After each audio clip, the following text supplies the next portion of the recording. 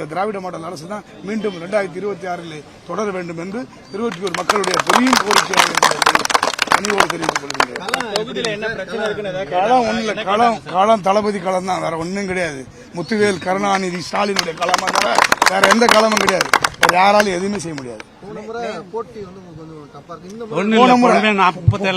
போன முறை டப்பாலாம் இல்ல. போன முறை சீமான் நின்னாரு. சீமான் நிற்கும் போது நான் 37,662 ஓட்டுல ஜெயிச்சேன். புரியுங்களா? இப்போ அந்த மாதிரி இருக்காது. எக்கச்சக்கமான நல்ல காரியங்கள் செஞ்சிருக்காங்க. யாரு அது அவரு இஷ்டம். அது நான் அதை பத்தி பேச முடியாது. எங்க கட்சி பத்தி கேளுங்க, என்ன பத்தி கேளுங்க, நான் சொல்றேன். நேர்காணல் தலைமை என்ன சொல்லுது அவ்வளவுதான். அதுதான் தலைமை. நம்ம தலைவர் என்ன சொல்றாரோ அதுதான். அந்த முத்துவேல் கருணாநிதி ஸ்டாலின் சொல்றதுதான் களம். அந்த ஒரே களத்துல ஜெயிச்சு 2026 மீண்டும் அந்த கோட்டையில உட்காருவார் முதலமைச்சர். அவ்வளவுதான். எங்கிட்ட என்ன கேட்டா நீ என்ன செஞ்சிருக்கேன்னு கேட்டாரு. நான் சொன்ன நீங்க உங்களுடைய திட்டங்கள் எல்லாமே போய் மக்களுக்கு சேர்ந்து இருக்குது.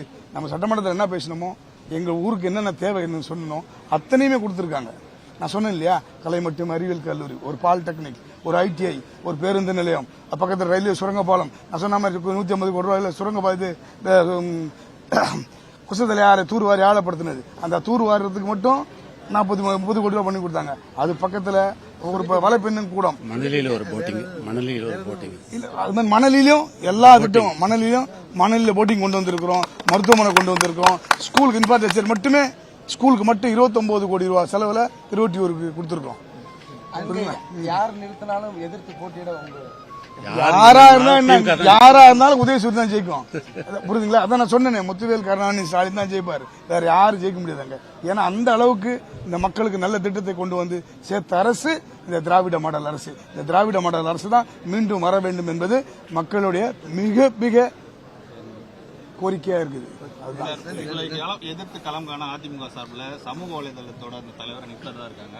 அவங்க சமூக வலைதளங்கள்ல ஒரு அவதூறுகளா பரப்பிட்டு இருக்கிறதா அவங்களுக்கு வேற எதையும் சொல்லி கேட்க முடியாது. ஓட்டு வேற தப்பு தான் சொல்லி கேட்க முடியும். அவங்களுடைய வேலை அது. அவங்களோட தலைவர் அப்படி, அவங்க அப்படி, நாங்க அப்படி இல்ல.